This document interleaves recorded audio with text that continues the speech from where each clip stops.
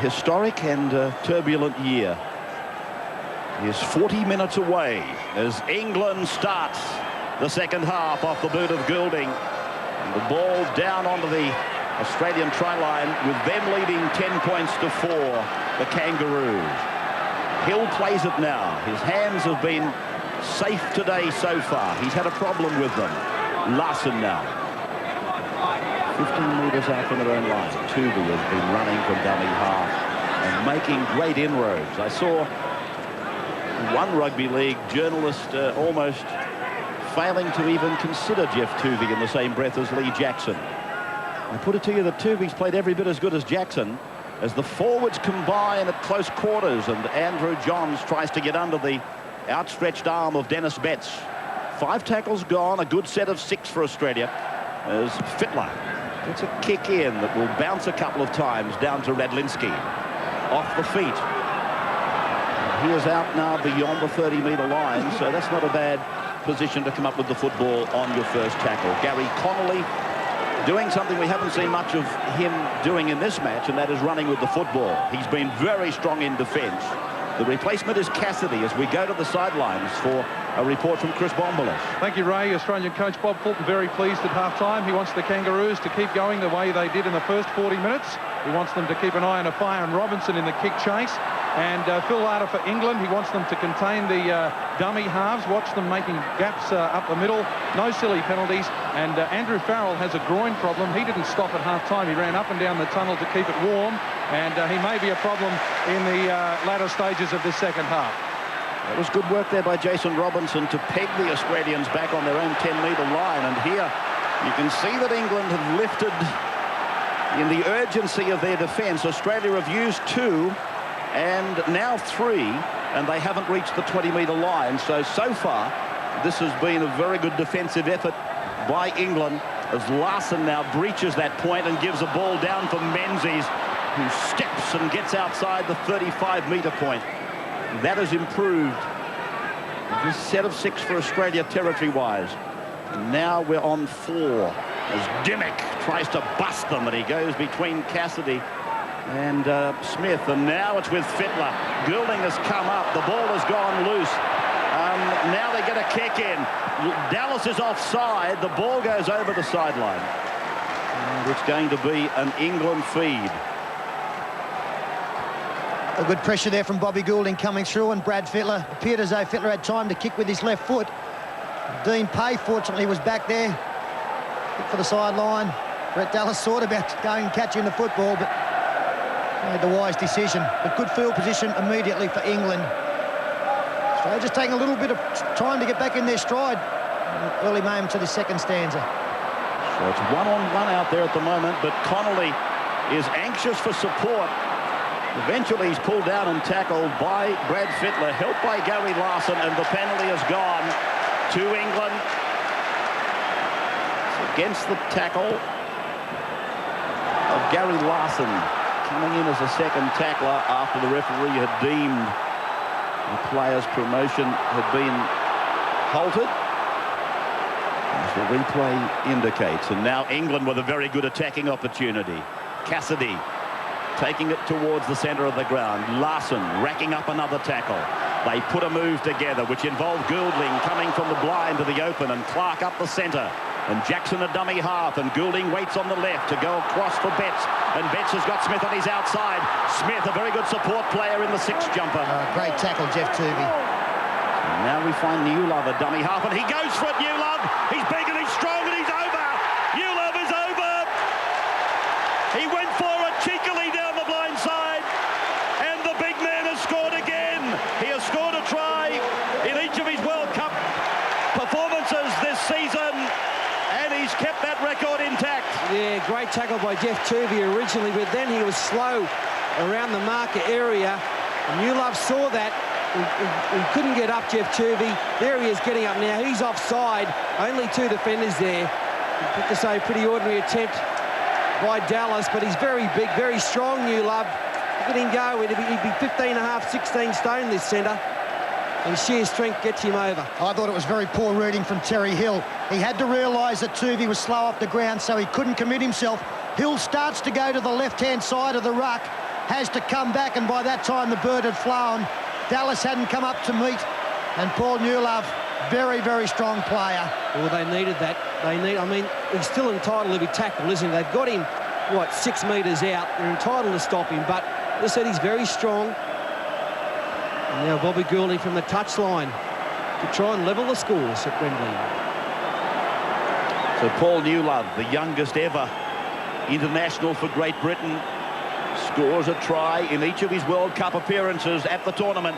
Goulding, that's the job he's got, but he's hooked it. So Australia retained the lead. At Wembley, it's 10-8. Australia in front. Now we're at the third tackle, and we're just outside the 30-metre line. Tackle across the shoulders, said the referee. Jim Dimmock's tackle, he ruled it to be across the shoulders as Cassidy comes in, and he loses the ball. Tuvey is with it. 35 towards the line. He's 5 metres out for Andrew Johns to go to dummy half. Johns now looks around for Fittler. Fittler's with it. Tuvey now. Tuvey, he does the scampering. He tries to get out of the tackle, but he's 2 metres out when pulled down by Andy Platt. Now they go on the 5th tackle for Fittler. He puts the kick in. A race for the ball and toe. Oh, the in-goal judge is gone. Face over apex. And Jason Robinson has been wiped out as well. Great little kick from Brad Fittler. Had to thread the needle. Despairing dive there from Coyne, and then Jason Robinson crashes into the in-goal judge. And he is still down, receiving attention.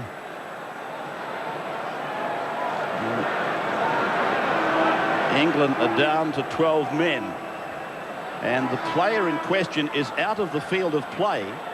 And the Englishmen are appealing for timeout.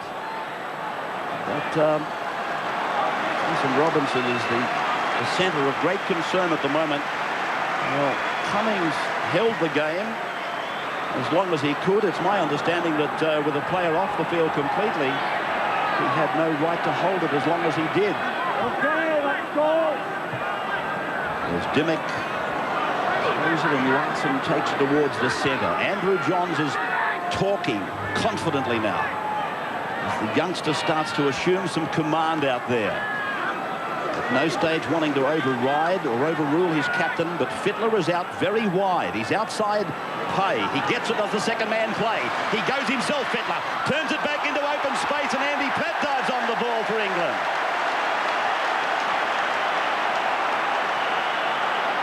Leading from the kick-off at this second half, Australia just didn't come out with the same intensity they left the field with. There's no surprise really to see England run in a try. It might have been the best thing that could have happened just to get the mind back on the job as Farrell comes blindside. Very close to the touchline, taken strongly by Hill and Dallas. A real spring in the step of the Englishman now. Cassidy to have added something to them. He's obviously far more mobile than Carl Harrison. Offia gives it for Goulding, and a torpedo kick going down the ground, and Rod Wishart watches it over the sideline. So as Terry Hill is tackled now, 3 metres into England's territory. Johns combines with Dean Pay, and now they're inside the 40-metre line. They're putting this set of 6 together with a little bit more patience than the earlier one, where the mistake came early in the tackle count.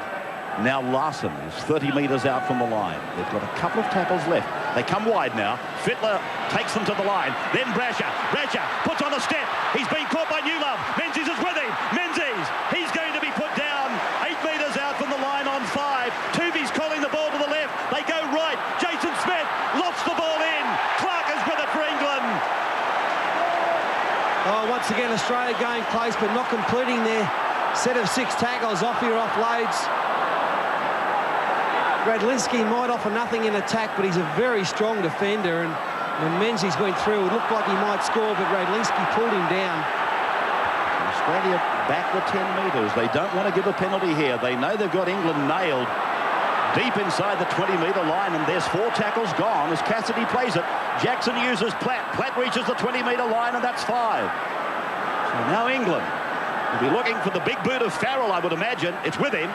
Menzies puts a bit of a charge down on him. Larson tries to help. Farrell's kick is not that bad, and it bounces twice on the 40-metre line, other end of the ground for Brasher. 53 minutes gone in the World Cup final. Australia leading by 2 as Dallas burrows his way through. Tuvey now looking for a call. Here's Fittler. Watches them come up quickly, and Johns is tackled by Connolly, but let me tell you, he is letting them get inside the 10. Dimmick now, across for Menzies. Menzies! Still into some space! And he gets a pass away for Tuvey! Tuvey back, it's loose! Goulding's got it for England now! Chances coming for Australia. And a penalty to England. And another 10 metres here for throwing the football away. Well, in fact, Tim Brasher's had something to say. And it would seem it's only a matter of time before they put England away to bed, but whilst the score is still 10-8, England's still a big chance. Wishart. Well, it's got to be said also that England have busted Australia a couple of times, most notably Tony Smith not long ago, but Otis. Fittler up the centre. Now Brasher, everywhere Fittler is, Brasher's not far behind, and Brasher is now 48 metres away from the England line.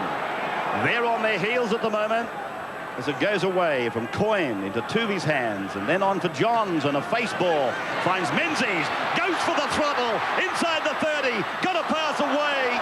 Well, Dimmick has been tackled. Question mark on whether he had the football. Well, I still don't think the pass should have been thrown, Ray. Dimmick wasn't going anywhere, he was shadowed, and there was no other support. That's the problem for the Australians at the moment. The last pass is not finding the mark and doesn't need to be thrown on occasions. There's Harrison now, back in the period in the blood bin, as is Mark Carroll. And here's Dennis Betts, 5 metres on his side of halfway. Some of the sting has been taken out of Jason Robinson by that unfortunate incident. I was just watching him earlier trying to make ground, but he didn't have the full use of one of the ankles. As Goulding puts a kick in, and Brasher is back consummately. Comes back to Oppia and Newlove. Terry Hill now using Dallas. And young Brett Dallas is slammed over the top. He basically fell into the tackle of Harrison. Hill now goes around the back of Dean Pay and finds Mark Carroll. Working it away, 35 metres from their own line as Gary Larson fends off one, fends off a second. Connolly brings him down. So now Jim Dimmick, and Dimmick is a penalty here for Australia. It's high, the tackle on Jim Dimmick. Bob Fulton talking to his manager, Jeff Carr, who's relaying the messages to the sideline. Well, they're taking plenty of high shots. The Australians, Phil Larder looks on, Eric Aston, a former great in front of him. This referee's had a fair game, but the 10 is slowly but surely becoming 6 or 5 metres.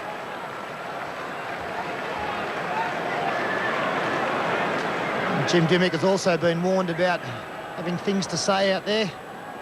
Just got the penalty and keep quiet.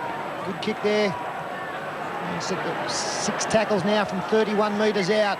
Tuvey to find Carroll. Now the second ball will be kicked before we restart. So can they put 6 together, the Australians? It seems to be the problem. Just can't quite put that nail in the coffin of England. I think they need to put 12 together too, Ray. If they can't score in this set of 6, the little kick into the in-goal area to keep the pressure on. Fittler the blind side. Finds Brasher again. Brasher smothered by Farrell's tackle with Clark. Brasher plays it 12 metres out, back for Fittler, and then a long ball. It'll be taken on the second bounce by Terry Hill. And Hill is put down 25 metres out. Johns in a dummy half. Dimmick. Larson ran a shepherd. Penalty goes to England. So they're not just finishing their work off. Well, that's 6 in a row. But they haven't completed their sets of 6. England now getting desperate, trailing by the 2 points. Second ball again is crept onto the pitch. It's the reason for timeout. And Lee Jackson opts to use the other ball. 13 minutes to go in this game. Ample time for both teams to win. Australia at the ascendancy on the scoreboard, but England You can feel as though they're warming up to something here. Been a long time since they've been down this end. Dennis Betts. Radlinski. Farrell is with him on the right. 30 metres out from the line. Centre of the ground. 2 points in it. Australia 10-8. That is Cassidy. England to the left are deep. Goulding using Clark. 5 is gone. Yeah, Brash has got to get some help here. So it's Farrell. It came off the legs of one of the Australians. It's play on. There was no semblance of the Australian playing at the ball, particularly with the hands. And so Australia looking to get outside England quickly from their own zone. And a run for Rod Wishart. Connolly's got him in his sights. He comes to Connolly and he puts him down. But they need to spread the ball quickly to the right. England still getting back onside. They're a mile inside the 10 as Brasher takes it to that line. Harrison is there to make the tackle with Clark. 25 metres out from the England line. 2 points the margin. Carroll, Larson, a handoff for Menzies, and then Dimmick, and then the angle for Hill. Beats one. And Terry Hill will be made to play the ball as Lee Jackson makes the tackle. 20 metres out from the England line, from Tuvey. It's with Andrew Johns, and he looks for Menzies. He plays the ball for Tuvey. They go out for Fittler. Fittler kicks, and it came off the Englishman. And it's back with Fittler. Now it's from Wishart into the hands of Carroll. Carroll back for Johns. Johns got a pass away. Kick by Brasher. That could well be a try for Tim Brasher. I think he's going to give it. He has. Tim Brasher has scored for Australia. 14 points to 8. And this will be very interesting to have a look at. Beautiful hands from the Australians, keeping the ball alive. Brad Fittler kicked on the far side, got the rebound, offloaded back to his winger Wishart. They came centre field. Andrew Johns got through, and Timmy Brash had the presence of mind to put the ball on the boot. There's Fittler retrieving his own kick. Back to Wishart. Mark Carroll offloads straight away to Andrew Johns. The big sidestep there gets him through the front line. The flick pass towed through by Brasher. Radlinski touches the football, and Brasher crawls after it. Oh, yeah, the game's all about anticipation, staying alive, and this is what they do. Fittler here, he thought that he was going to get 6 more. That wasn't the case. And from here on, some good hands. I think this ball actually comes off Brasher's shoulder, so it's no knock on. There, it comes off the fullback and off Brasher, and the crawl, the scramble for World Cup supremacy. You're absolutely right, Paul. We've got some mystified faces of English supporters looking back at us as if to say that's not a try. But as I thought in the commentary, it was still play on. It was Radlinski who got the touch, and if it did come off Brasher, it didn't come off the hands or the arms, and that is still play on. Very important kick, this one. 14-8, a converted try in front. This could wrap the game up. Running out of time, needing to score twice, Englishman, if this goes over. Johns, the flags are up. The flags are up, and the World Cup now looks almost certain to stay with the holders at 16-8.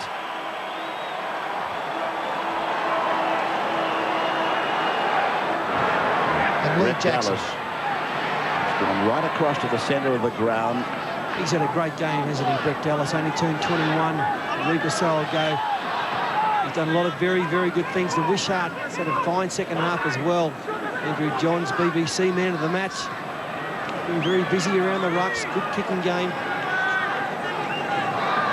But a great victory. They'll win this. 16-8 they lead. They can't possibly get beaten. A couple of minutes to go. And a great victory. And it's Australian Rugby League base side up against the so-called might of the Super League of England. Here's Fittler trying to do what he did against New Zealand. Menzies was there. Now Jason Smith. Tackled, not held, is he? Yes, it's been ruled forward. So recall by referee Cummings. Yeah, he got that on the advice of the touch judge. I think a correct decision. Fittler went through. This ball from Menzies. Probably a couple of foot forward. Jason Smith done some great work as well since he's come on the Queenslander.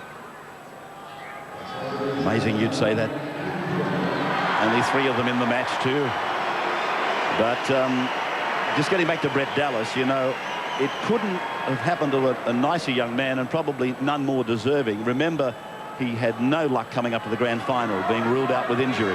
A grand final won by his club. And of course, he had no luck through the Test series either. So I went down into Gary Connolly, still trying very hard. The wind's gone out of the English sails now. We've got 2 minutes left on our clock as Andy Platt takes them on, and Jackson goes out. Betts is with it.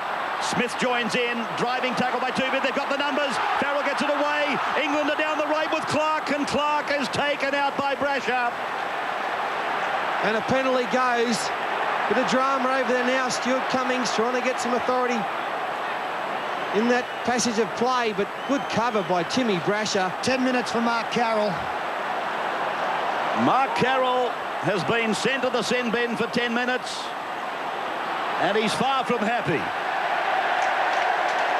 So Australia down to 12 men.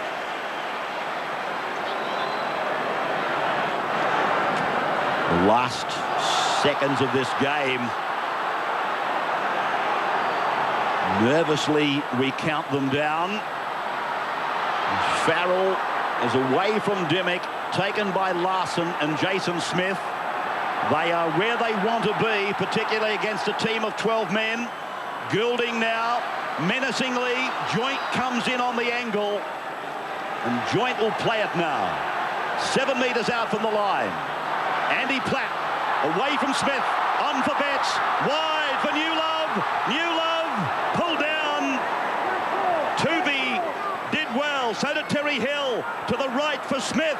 Long ball over for Jackson. Wide they go. The run around by Jackson. He puts the kick in, looking for Clark. Wishart is there, and that just about wraps up the World Cup. Good stuff. Great defence by Australia. Tackle here on the other side of the park by Tuvey on Newlove was a corker. And then Wishart, they're desperate. They want to hang on. We're overtime now, into injury time. A great way, I feel, for the season to culminate, particularly with this side that I said earlier, a much maligned Australian side, being able to retain the trophy that has been won for them 4 consecutive times. And for that reason alone, I'm probably happier to see this Australian side win than any other that I've had the privilege of covering. But these boys have been magnificent. Many of them probably would not have got to wear a green and gold jumper had circumstances been different. But they've stood tall, they have stood proud.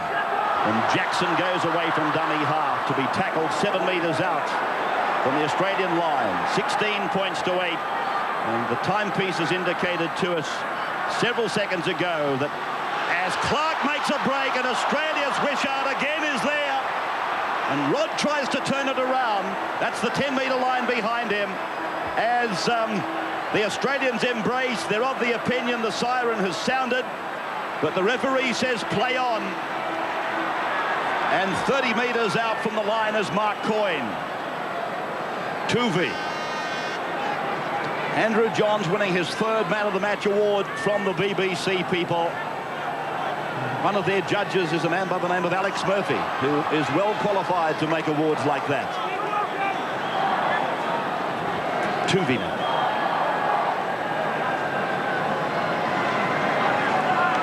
Jason Smith on the halfway line. Work on the blind. There's plenty of numbers. Brasher. It came off the head. No knock on for mine as the ball is now covered up by Redlinski, but it goes into touch. There it is. There's the siren. It's all over. The World Cup remains with Australia and continues their domination of the event since 1972. The Kangaroos of 1995 have done it in the minds of many.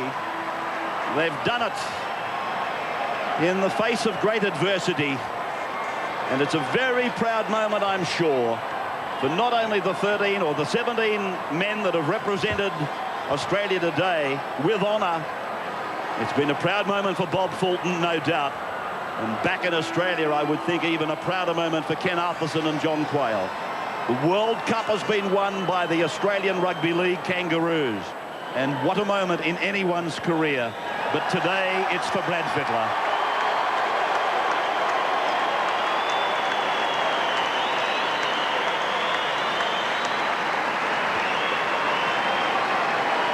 We said at the beginning of the telecast you wouldn't want to be anywhere else in the world today than at Wembley Stadium. I don't think I'd want to be anywhere else in the world apart from that platform right now. It is the best walk in rugby league. It is something that has eluded more in the game than have made it. Big Mark Carroll typifies the exuberance and the passion with which this team attacked their World Cup opportunity. An opportunity they took and converted into one of their memorable moments in life. And there was a player there on screen now, Gary Larson, Nick Kosov holding up the cup. He didn't get on today, but he will in future. Well, we hope. Gary Larson wasn't in the original squad, but he's flown over. When we had the injury to Paul Harrigan, he's played a major part in this Australian victory. As the last of the players soak up the magic moment of walking off Wembley as a team of winners.